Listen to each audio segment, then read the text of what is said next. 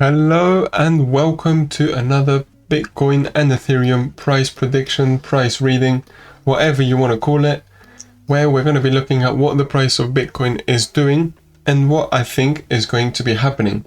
First things first, I closed my trade on break even, which I'm slightly regretting now, but it was true. Okay, let me just tell you what my trade was. Well, my trade was a long. Why did I go long? Because we came exactly on the 0.5 level. We impacted against it. We went just below these recent lows. We grabbed some liquidity, and as soon as I close it, we are starting to get a push up. So why did I close it? Well, the price of Bitcoin was taking a bit too long there. It had been over 30 hours and the price just did not move. That usually isn't the biggest sign of strength. Okay, so if you're still in this trade, fair enough, good stuff. If you are not, and if you didn't manage to trade, let me show you exactly where I'm going to be waiting for the price, where I'm going to be going another time long, where I'm going to be going short, and where I'm going to be waiting for it. So what we're going to do is I'm going to turn on our indicators, which you can, by the way, get for free if you don't know which ones they are. This one is the smart oscillator. This one's going to be the signals and order blocks, which, as you can probably guess, is going to tell me where the order blocks are, and the smart trend. Okay, worth noting, the smart trend is now purple on the 4-hourly time frame. This means we should be prioritizing short positions. Okay, so where am I going to be waiting for Bitcoin? 75,000 to 75,500. Okay, this is going to be the area. Why? Look, this is going to be where basically engulfing the golden pocket, where we have this gray line, which is an exponential moving average, and where we have this red rectangle, okay, which it says there, strong fair value gap, 4H, which means 4-hourly fair value gap.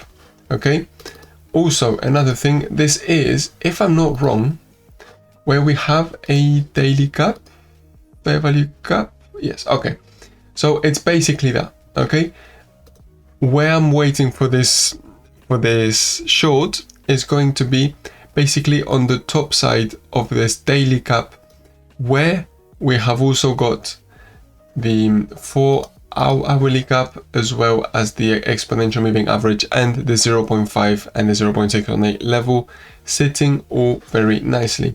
Something like this, when I trade Bitcoin, the most, okay, maybe, and that's quite a push, but the most I'll do is usually a 2% stop loss. I don't really go much more than that. Bitcoin and Ethereum, that's what I tend to keep up. Okay, so something like that, and then just below the recent lows, maybe not even that much, probably something like this. Okay, this is what my trade is going to be looking like. Now, let's say that Bitcoin doesn't actually go up and we just suddenly go down. Where am I going to be waiting for it then? Let's go daily time frame. Okay, let me trace you Fibonacci retracement. Okay, from this whole lot. Fine, great. It's going to be on the 0.618 level. Okay, which is basically between 70,500 and 71,000. Okay, this is going to be the area where I'm going to be looking for Bitcoin next. Why? Let's zoom in. Actually, let's just stay here. I want to show you something as well. Going to trace a fixed range volume profile, one of them ones, and you can also see that's quite where we've got quite a big volume cluster.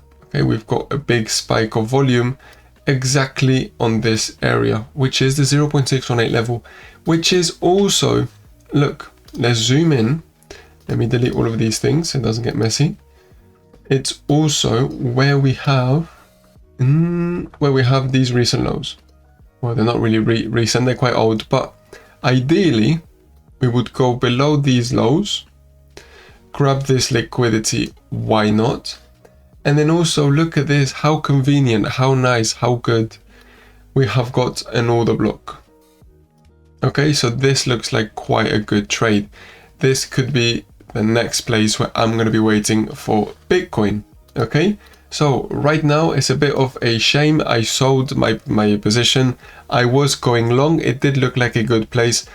It just wasn't reacting how I was hoping it would. Okay, maybe I could have been a little bit more patient, but you know, I'm not always going to guess it 100% right. So let's now move on to Ethereum really quickly. Ethereum is doing the exact same thing. It's actually moving up a little bit more as well. Where am I going to be waiting for Ethereum? Well, very similar thing. I'm going to trace Fibonacci retracement. We can see the exponential moving average, this gray line, is coming in very nicely on the 0.618 level. This could be potentially a good place for us to look for a short position.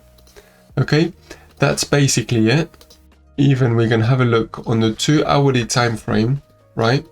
Just above the price area that I just told you. So I'm going to trace the same thing, Fibonacci retracement.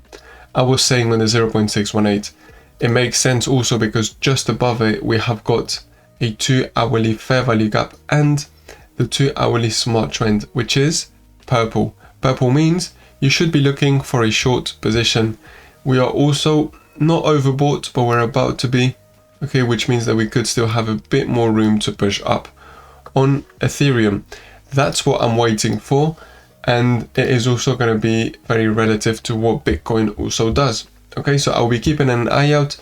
Those are the price areas where I'm going to be waiting for it. We can now have a really quick look on USDT, but again, you know, it's just a very similar thing. Okay, we are making higher highs and higher lows on USDT, which means, you know, when USDT goes up, Bitcoin and all the cryptos go down. Okay, so I do think now, yes, the price is pumping, we are going up, but it's just a healthy little retracement.